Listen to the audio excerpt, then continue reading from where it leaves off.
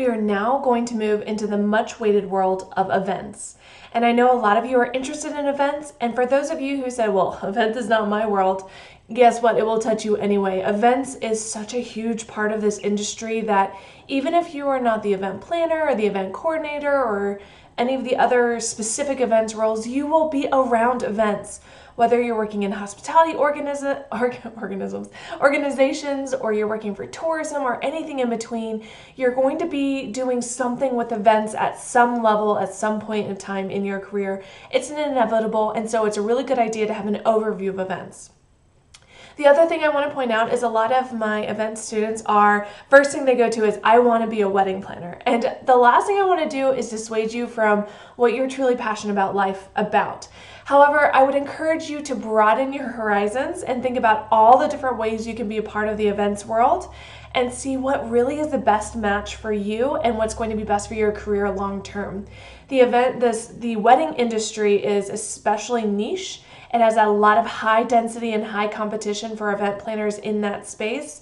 And it can be very challenging because you're dealing with someone's once in a lifetime event. And so there's a lot of high emotion riding on this particular event compared to some of the other events industries you can get into where you get to use the same skills and you get to utilize these powerful connections that you're creating and their creativity and the design and everything that goes into it.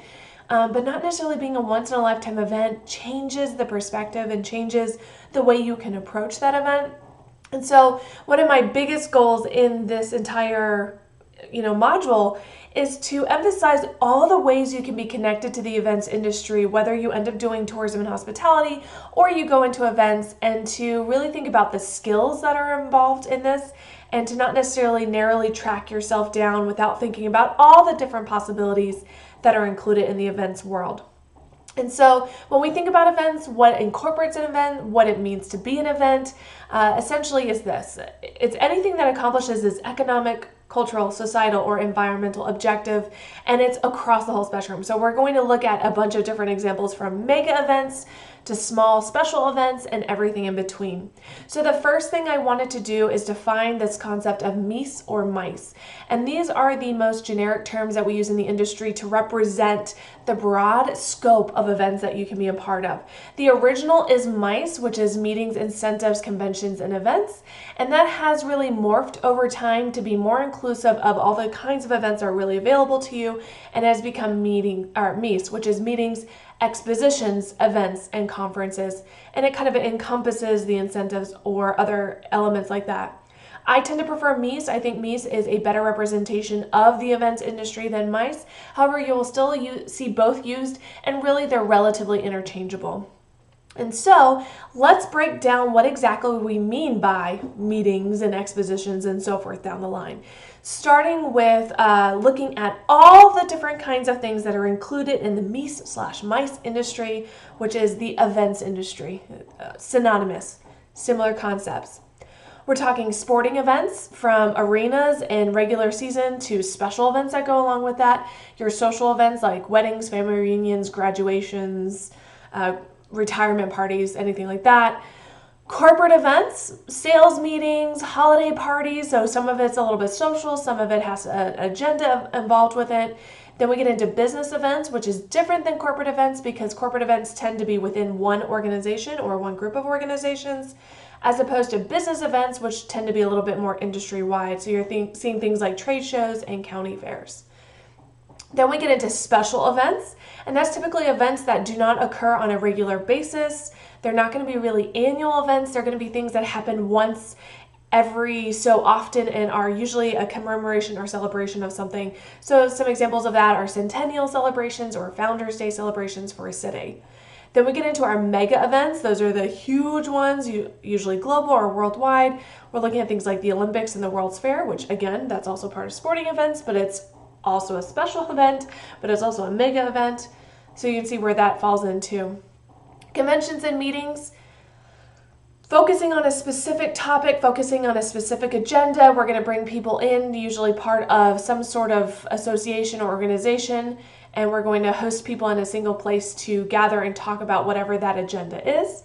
Expositions, that's typically when it's called expos. We're showcasing something, whether it's oil and gas industry or it's looking at building roller coasters, all the way to education and everything in between.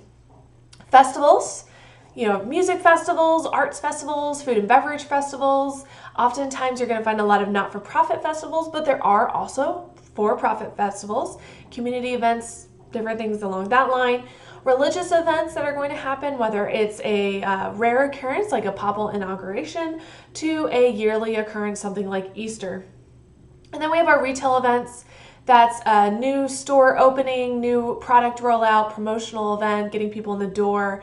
So an example of this is recently Eddie V's opened in Nashville, and they had a huge grand opening weekend, and that would also be considered an event. So let's jump into meetings first.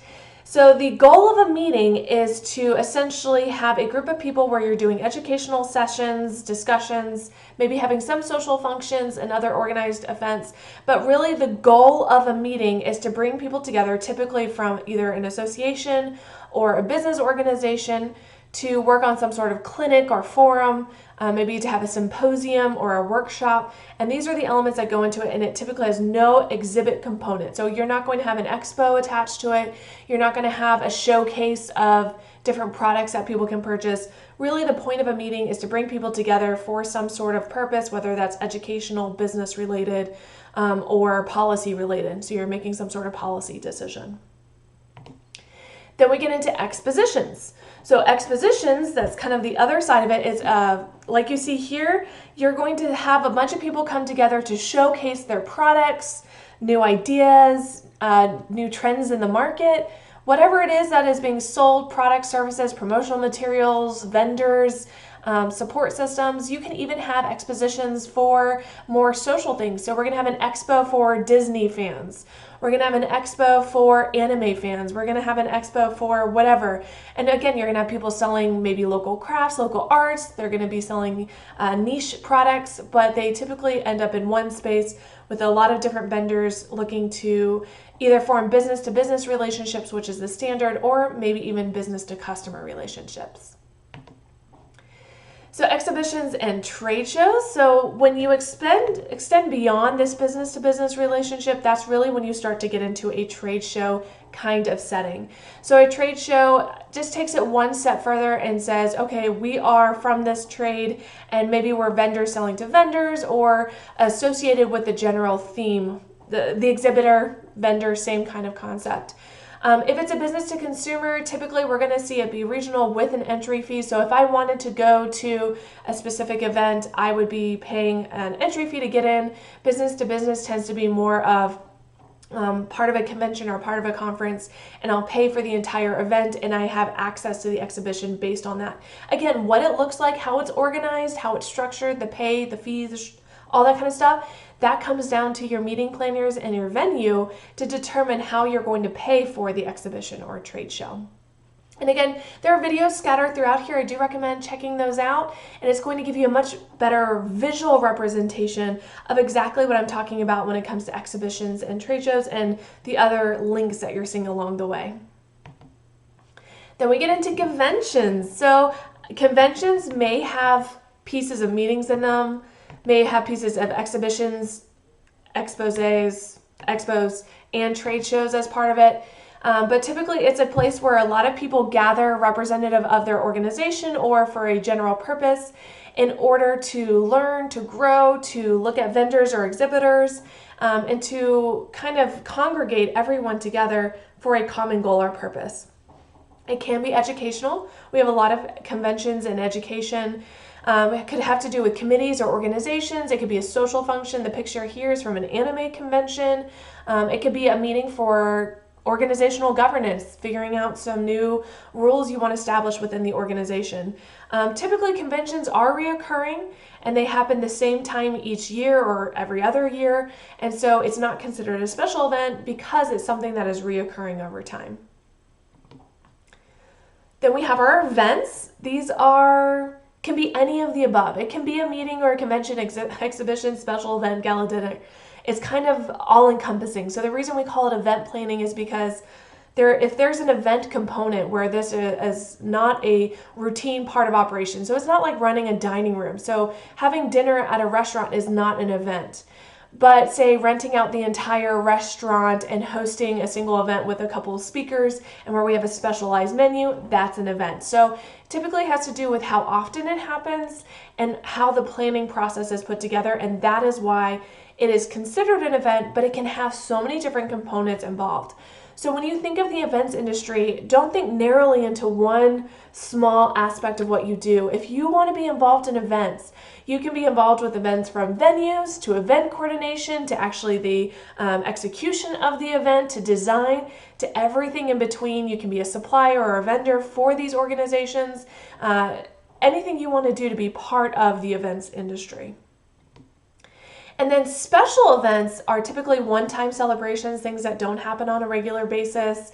They're unique for social purposes typically, and usually you're going to use special venues in order to have special events. So whether that's going to an amusement park special event or a parade is considered a special event, even though parades maybe happen multiple times or multiple years. Again, it's a unique activity or special occurrence that happens. It could be you could say a special event, you could categorize a special event is also, say, a corporate party. So the people being involved are invited or corporate, but it's a social event, social gathering to celebrate a specific purpose. So some examples of special events, fundraising galas, doing bowl games. Again, bowl games happen year after year, but they're still considered special events. The presidential inauguration happens every 4 to 8 years, depending. And that would be considered a special event because it's a special occurrence that's celebrating one specific thing. Even though the occurrence is year to year like conventions, it is still for the purposes that we look at for the social aspect of special event planning. We have a lot of alumni events at MTSU, and what you'll find is that with those alumni events, you're going to coordinate special event plans like homecoming or special gala dinners, fundraising events, anything like that. And your special event categories include all of these things you see here. We've talked a lot about them. When we talk about social life cycle events, that's graduation, birth, baby shower, weddings, all that kind of stuff. All the way to retail events, we talked about having a special promotional weekend opening for a new restaurant or a new product launch that's coming, and everything in between can be considered a special event depending on how the event is organized and designed. You are not specifically going to be given, here's an event, what kind, how would you categorize it? It's more of the idea of understanding everything that goes into event planning and all the different ways you can get connected to the event world when you maybe hadn't thought of that before, hadn't thought about civic events, or hadn't thought about doing retail events. So you could be hired by a big retail store like Macy's, and you might be in their events department running events for this retail store, whether it's promotions, grand openings, or corporate parties, internal parties. Maybe it's an event to get people interested in a new product launch, whatever. So you can be involved in events in ways that maybe you hadn't even considered before. Which brings us to corporate events, and I think we're close. Yeah, this is the last one we're looking at. So corporate events is a huge part of the industry, and I find that a lot of students kind of shoulder around corporate events because it seems boring, it seems mundane. It's like, it's not the excitement of a wedding day, it's not the excitement of the special events that I would typically think of. However, corporate events are steady, they're constant, they have more money, it's not a once-in-a-lifetime event. They tend to be a little more forgiving, there's more space with it, and there's a lot of opportunity because as many corporations as there are going to be corporate events. So whether you're working for an outside firm that does events for corporations or you work within the corporation itself, such as the Macy's example, you can be a part of this. Whether it's setting up those sales meetings we were talking about, creating workshops or trade shows, conferences, or even conventions if you wanted to get that large, or if you're going to be part of an exposition, setting up seminars, whether that's virtual or on the ground, and everything in between. So I do recommend thinking about, well, I'm looking for an internship opportunity, I'm looking for a work opportunity or for a field study. what if I actually approached some of these big corporations and said, what kind of events department do you have and what does that look like? And seeing if maybe there's some opportunity there that I hadn't thought of before. So in the next video, we're going to look at venues because it's also a side of the events that most people don't consider when they're thinking about careers with events.